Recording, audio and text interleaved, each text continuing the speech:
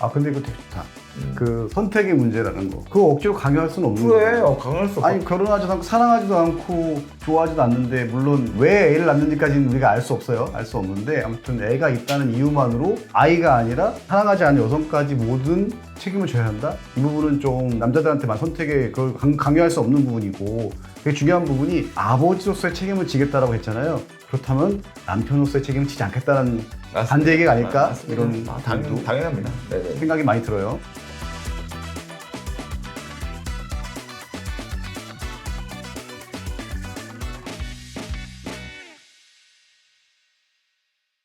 최근에 배우 정우성 씨와 모델 문가비 씨 사이에 태어난 아들이 있다는 사실이 밝혀져서 정말 떠들썩하게 난리가 났었잖아요. 연예계의 비슷한 사례로 가수 WS501의 김현중 씨 그리고 배우 김용건 씨가 혼외자를 인정한 경우가 있는데요. 이분들도 보면 양육비를 지급해서 최소한의 책임을 지고 있거나 셋째 아들로 호적에 올리고 양육은 친모하는 등 다양한 형태로 혼외자에 대해 책임을 지고 있는 상황입니다. 그렇지만 정우성 씨의 경우 김현중 씨, 김용건 씨와는 다른 케이스가 될 것 같은데 뭐가 어떻게 다른지 생물학적 친부로서 정우성 씨는 법적으로 자녀에게 어디까지 책임을 지면서 또 많은 분들이 궁금해하는 정우성 씨 재산을 나중에 태어난 자녀가 물려받을 수 있는지 등 저희 로맨즈가 쉽고 흥미로운 법적 이야기를 들려드리겠습니다. 이번 영상도 끝까지 봐주세요.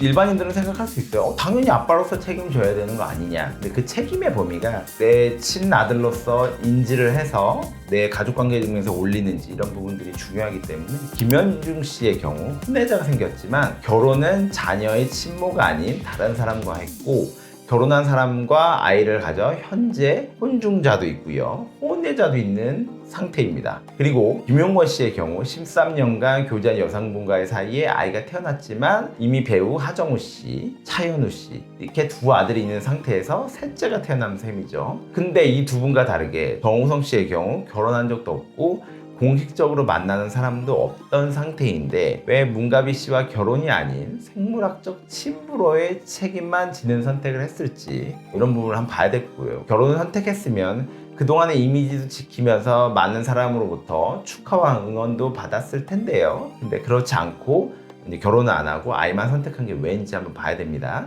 저희가 이혼 전문 변호사라서 이런 쪽으로 생각을 해봤는데요. 결혼을 하게 되면 혹여라도 나중에 이혼하게 되는 경우에 배우자에게 재산 분할해줄 금액보다 자녀의 양육비를 책임지는 게 훨씬 리스크가 적기 때문에 그런 선택을 한 게 아닐까 하는 생각도 해봤고 아마 다른 분들도 이렇게 생각하실 것 같은데 인터넷 보면은 이혼과 관련해서 얘기하는 가성비의 5년, 약속의 10년이라는 재산 분할 공식이 떠돌아다니기 때문이죠. 흔히 결혼을 5년 이상 살다가 이혼하면 재산의 30%, 10년 이상 살다가 이혼하면 재산의 50%를 줘야 한다고 알고 있잖아요. 이게 완전 틀리진 않고요. 완전 맞지도 않는데 일리 있습니다. 5년 정도는 채워야 30%는 진짜 맞거든요. 10년은 50%안 나오는 경우가 많긴 한데 10년보다는 15년이 더 정확하죠. 맞습니다. 일단 정우성 씨가 그동안 혼자 쌓은 재산이 너무 많을 거고 돈을 잘 버는 사람이니까 실제로 만약에 뭐 5년이든 10년이든 혼인관계를 유지해서 이혼하게 된다면 재산분할 비율이 30%보다 낮아도 최소 수백억을 재산분할로 지급해야 하기 때문에 이런 선택을 하게 된 거 아닐까라는 합리적 의심이 들긴 합니다. 이걸 무조건 욕해서도 안 되는 게 내가 결혼해서 같이 살 생각이 없는데 아이 때문에 살아서 본인이 수십 년간 쌓인 라이프 스타일도 있는데 그 부분도 깨지고 재산도 만약 주게 된다면 조금 심적으로 그렇겠죠. 결혼 생활에 자신이 없다면 상대방과 서로 협의하에 이런 친부로서의 권리와 의무만 하는 것을 선택하는 방법도 법적으로 전혀 문제가 안 되기 때문에 저는 나쁘지 않은 선택이라고 생각합니다. 아 근데 이거 되게 좋다.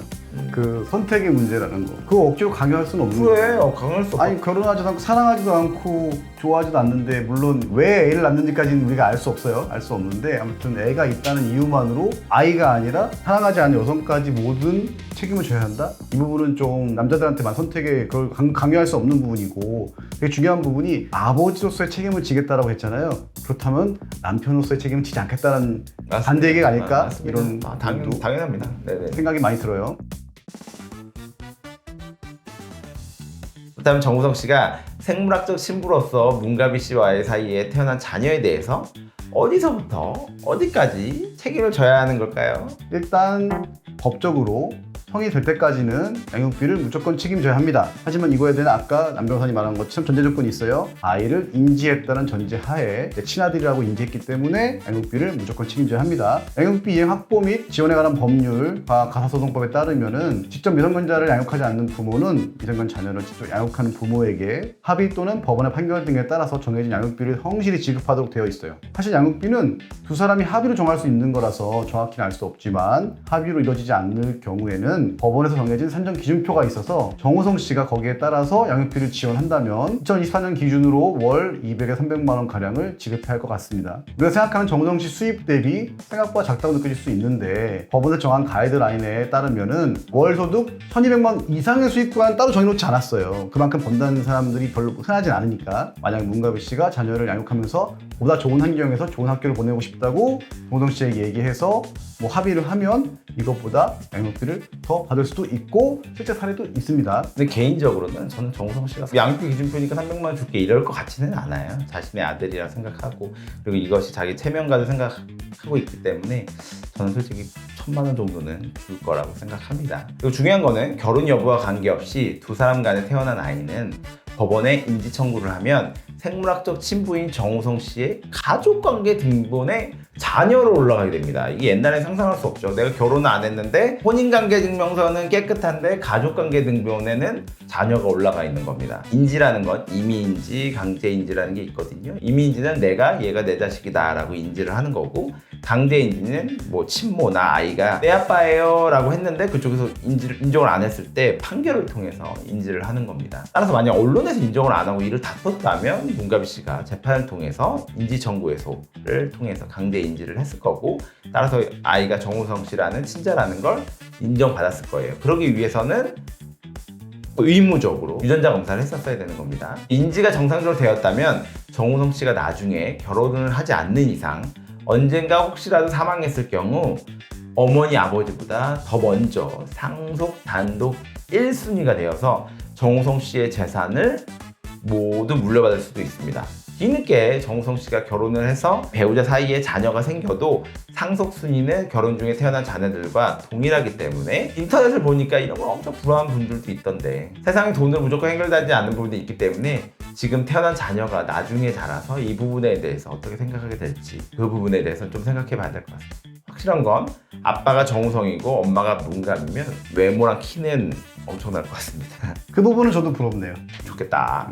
또한 법적으로 강제하는 책임은 아니지만 아버지로서 책임을 다하겠다고 했으니까 가능하면 면접 교섭을 주기적으로 해서 아이에게 엄마만 있지 않고 아빠도 있다는 인식을 심어주는 게 나중에 심리적으로 정서적으로도 좋을 것 같아요. 엄마 아빠 모두 사회적으로 유명한 사람인 만큼 나중에라도 커서 학교에 들어가면 본인이 어떻게 태어났는지 왜 엄마 아빠가 결혼을 하지 않게 되었는지 알게 될 테고 분명 놀리는 친구들도 있을 거라서 그런 정신적인 충격으로부터 아이를 보호하기 위해서라도 꼭 면접 교섭만큼은 아이의 성장을 위해서 빠뜨리지 않고 주기적으로 하시면 좋겠습니다. 여기서 퀴즈가 있습니다. 양육비는 안 주면 친모가 양육비 청구를 할 수가 있어요. 근데 정우성 씨가 면접 교섭을 안 하는 거야. 우리 아이는 원하는데. 그때 면접 교섭을 해주세요 라고 그 아빠한테 청구할 수 있을까요?